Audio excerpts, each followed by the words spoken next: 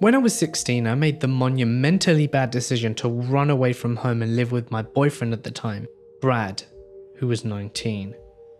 One of my best friends who was also my age, let's call her Bethany, and her boyfriend Ivan, 23. I can't even begin to enumerate all of the bad ways in which this was a horrible idea and a bad situation, but I was a very stupid teenager, and it seemed adventurous and fun, and I was exhilarated by the lifestyle these men were living.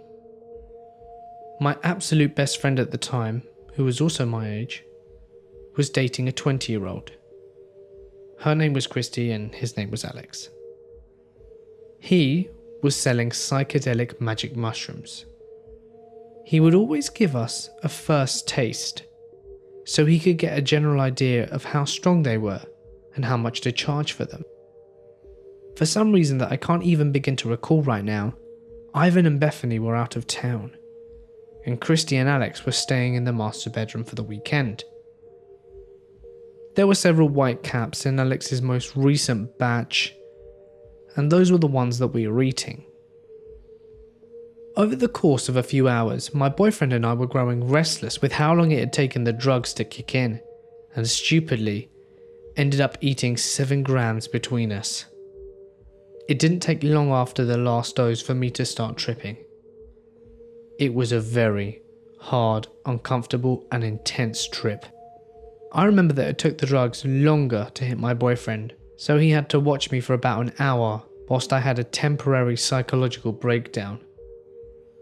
I won't go into what I experienced during the trip, because that really isn't the point of the story.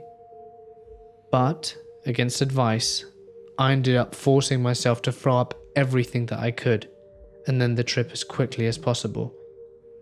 Alex and Christy were already in bed. After I'd thrown up, I was fine for the most part. I was coming down, and I went to lie down with my boyfriend in the dark. And that is when he started tripping. He was thinking very cyclically, and repeating the words to Tool songs as if they were Bible passages. One minute I was doing my level best to calm him down and reassure him, and the next minute he was on top of me, with my head between his hands, trying to break my neck. He didn't try for very long, but I didn't try to run immediately after he stopped, because I was between him and a wall, and he was much, much larger than me, and I wasn't sure if I could make it. Seeing no other option, I soothed him whilst trying to construct an escape. He had tried to break my neck twice more before an out presented itself. I actually have no idea how I survived this, because he was absolutely physically capable of doing it. A short time after his third attempt to kill me, he somehow decided that we needed to get married. He picked me up and started to carry me, completely naked, into the bedroom where Alex and Chrissy were, and somehow convinced one of them they could perform legal marriage rites. This was the best opportunity I'd seen to escape, so I did. Before I could get into the bedroom, I fought him like a wild animal, clawing and writhing and screaming like a banshee. Finally, he lost his grip on me, and I fell, then scrambled into the bathroom and locked the door. I vaguely remember knocking over a chair as I ran to slow him down. As soon as I locked the door, I started to hear a commotion on the other side. There was yelling and scuffling and unintelligible babbling. And then someone knocked on the door. I was absolutely terrified of losing my life, so I ignored the knocking and started trying to figure out how to open the sealed bathroom window. After about a minute of this desperate knocking, I realised the knocking was coming from Christy. She'd been yelling the whole time to open the door and let her in. The moment I realised it was her, I unlocked the door without thinking. As soon as I swung the door open, I saw my boyfriend break out of Alex's arms about 5 feet away from the bathroom door. He knocked my friend out of the way and he ran to get me. Alex had thought that he'd been completely immobilised by him, but he was wrong. My boyfriend tackled me to the bathroom floor and redoubled his efforts to break my neck. I remember my head being twisted so far around that I could clearly see the tiny pits in the bathroom tiles behind me. I am incredibly lucky that Alex was there, because I would have probably died if he hadn't have been. He yanked my boyfriend off long enough for Christy to crash into the bathroom with me and lock the door behind her. I was sobbing uncontrollably, naked, bruised, and more terrified than I'd ever been in my entire life. But she was clear-headed enough to impress upon me the importance of getting the hell out of that house. The only clothes that I could find were a wadded up black sweater with a cat decal on the front and a pair of men's boxers, both of which were crusted with dried vomit. My friend finally managed to pry the window open and we crawled outside, covered in vomit. Tears streaked down my bruises.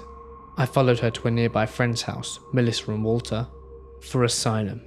I was utterly hysterical, and by the time we got there, I'd managed to give my friends a basic outline of what happened.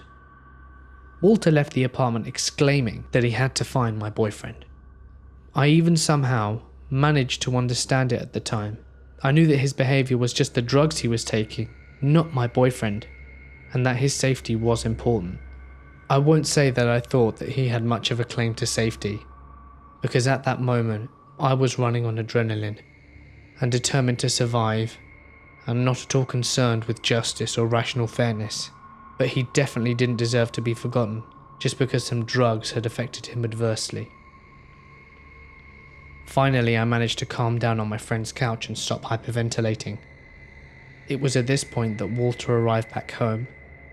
And who does he have in tow? My psychotic boyfriend, wrapped in a black curtain with pupils the size of saucers.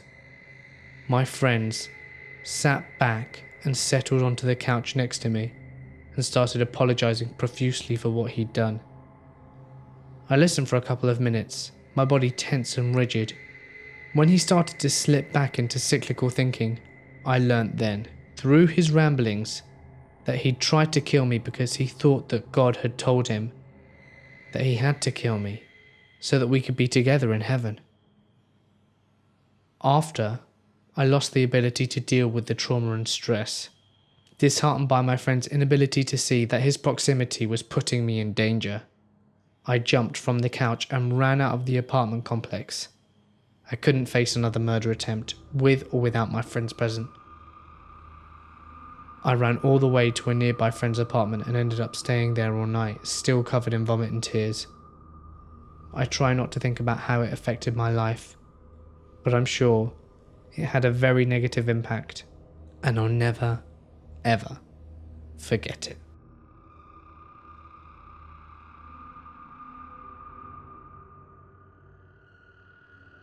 The events of this story occurred when I was approximately age 16 in high school. I am a recovering drug addict, and I abused opiates and cocaine for 4 years before getting clean 21 months ago.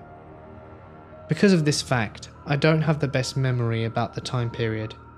However, I will do my very best to recall the finest details. I live in the deep south and went to high school in a small medium town with about 30 to 50,000 people. Because the town is not the greatest size, there were not very many things to do on weeknights, or weekends either for that matter. This was before I got into my big partying phase. Again, I was 16. You could choose to go between the movies, browsing the mall, having dinner somewhere, or going to Broad Street. Broad Street was the main street in downtown, pretty much like a main street in most towns that actually have them. In high school, going out there and just walking, or going to see the fountain or the bridges, or go over the many rivers and towns behind it, were a popular thing to do. The bridges over the rivers were also very popular spots for teenagers to smoke pot or just hang out and talk. These bridges were very dimly lit and were barely wide enough to drive cars over. This place was strictly for scenery, walking your dog, or whatever. One night a few of my friends and I went back there to hang out and waste a Friday night. I didn't smoke pot, and there was another friend of mine there who didn't either. His name was Zach. So whilst my friends started smoking, Zach and I decided just to take a walk over the hill and check out some of the other bridges on the other side. We probably walked a good half mile to a mile away, to the point where if we screamed at them or they screamed at us, we'd be too far to hear.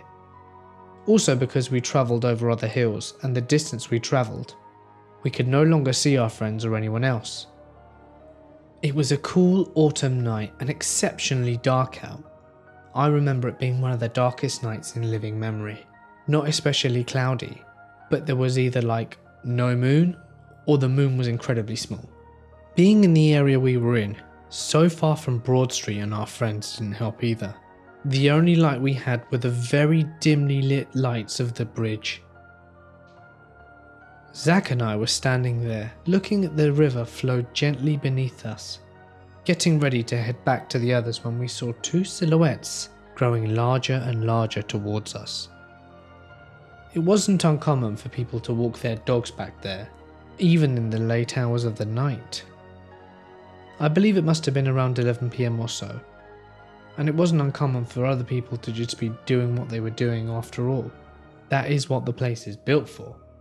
So, at this point, we weren't particularly frightened or anything. Personally, I didn't think anything of it. At this point, we had been gone for about 30 minutes and I assumed they would be finished and start to walk back. Disregarding the dark figures which we could now see in our peripheral vision as we walked, we heard a sharp, loud whistle. One of those that people make by putting two fingers in their mouths and blowing.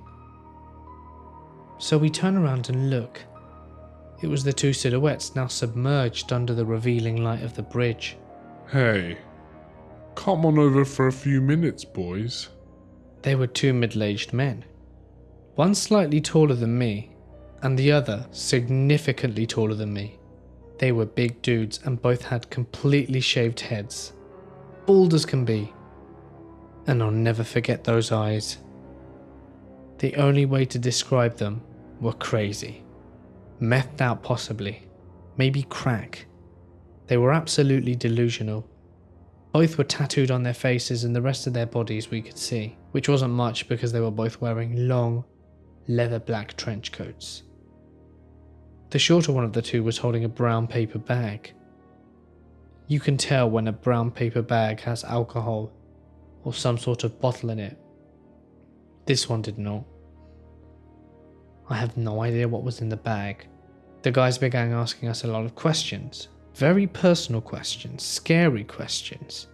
They were both quite obviously neo-Nazis, identifiable by their shaved heads and SWAT sticker tattoos on their faces.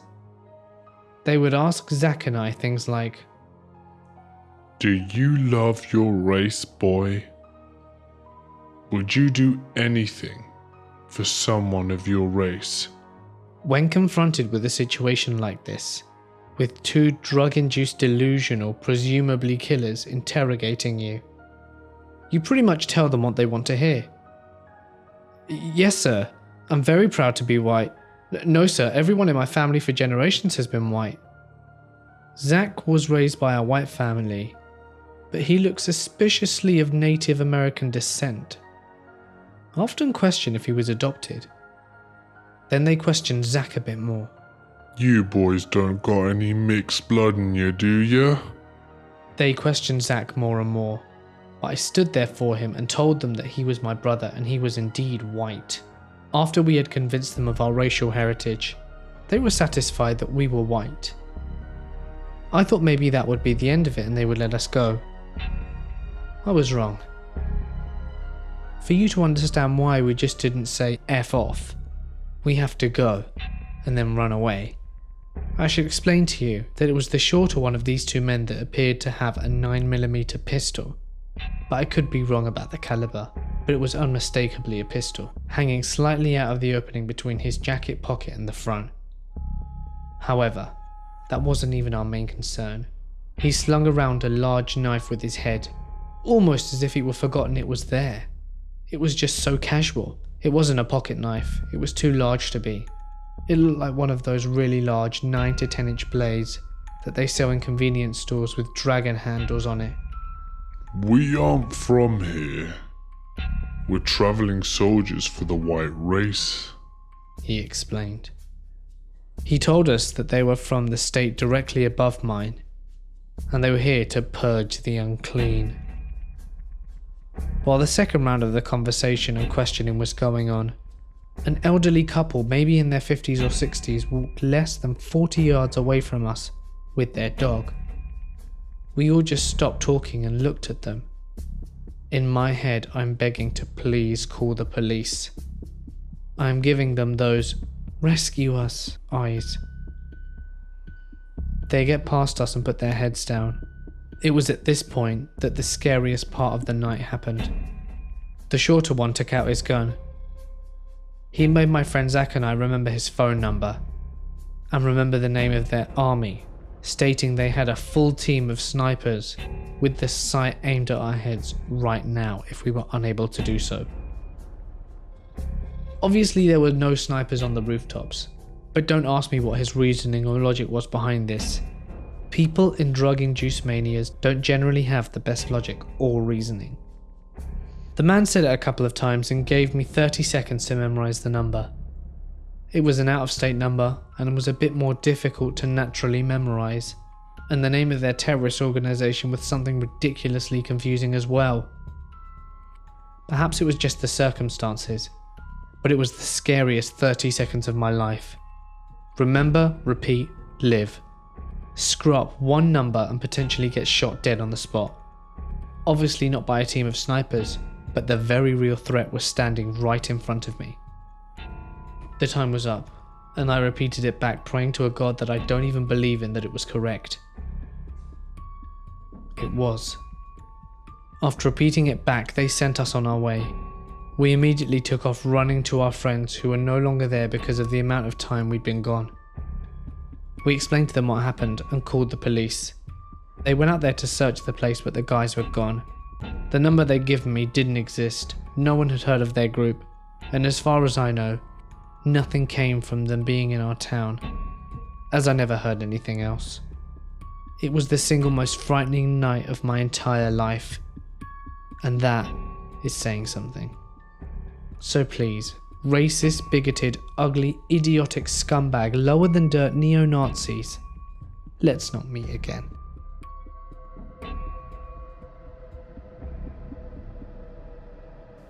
I've been with my girl for a few months. We were pretty much inseparable, and we spent almost all our free time together. Most of said time was spent smoking weed, drinking and popping pills. Enter Sean. Sean is a 100% confirmed rapist, who is locally famous for brutally raping a 14-year-old girl and getting away with it, because he had to do it twice before she even went to the police. The guy was inherently mentally unstable and had a ridiculously long list of girls who he'd harassed. Sean was by far the creepiest guy I'd ever met. And of course, he sold weed. In the early morning around 1 AM, we were freaking out at our lack of weed. We wanted to smoke pot and watch Trailer Park Boys all night. And those plans were being thwarted by all of our normal hookups not responding. Contacting Sean was protested, but we were a bit desperate. She called him and he immediately offered to drop it off. She opted to meet him in the Walmart parking lot, and after she got off the phone, she explained to me that Sean was a tad obsessed with her and that he'd stalked her in the past. So she drove us up, and he was getting there on time. Sweet. The guy didn't know I was there, so she'd walked to his car alone, and he made her get into his passenger seat. Being the overprotective guy I am, I immediately noped out of my seat and went to his car. I went to the door, opened it, and said, "Got the weed?" then pulled her out and we walked back to the car. In the car, she informed me that he touched her thigh as they exchanged. I told her to stay away from him, and she agreed that it would be a good idea. So we went back to her house and smoked. He started texting her dozens of messages, calling her a plethora of insults and talking about doing all kinds of things to me. We laughed at him and got high as hell, and then turned on Netflix. A good hour into our TV binge session, she gets a phone call from him. She tosses it on speaker when he says, "I'm outside your house." We look out the main window and there he is, standing on the sidewalk, like a jackass. Considering we had pot, used pipes all around the house, and a whole ton of illegally obtained pills, we felt like calling the cops would probably not be a good idea. So we went upstairs and watched him from behind the curtains, freaking out. He stood outside for about an hour or two before leaving. I spent 4 to 5 nights out of the week at her house, and at least 2 of those would include finding him standing around the house or in his car.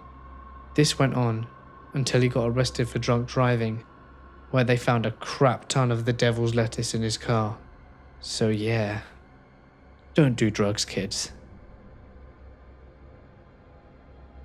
Hey guys, it's Mort here and thank you so much for listening. A lot of you said that you wanted longer videos, so here you have it. So if you liked the video, remember to smash the like button. And remember, if you have a scary story that you wish to submit, you can send it over to my email, which can be found in the description below, to have it featured in a future video. Just remember to say that you give me your consent to use it though. Don't forget to subscribe and follow me on Twitter and Instagram for updates and behind the scenes. But anyway, for now guys, I'm going to sign off. Stay awesome, and I'll see you in the next one. One night, I heard my front door open and close. Since it was 4 AM, I went to check it out. I opened the door and found my brother at the far end of the yard, in the snow, only in his underwear, staring right at me. He then waved very slowly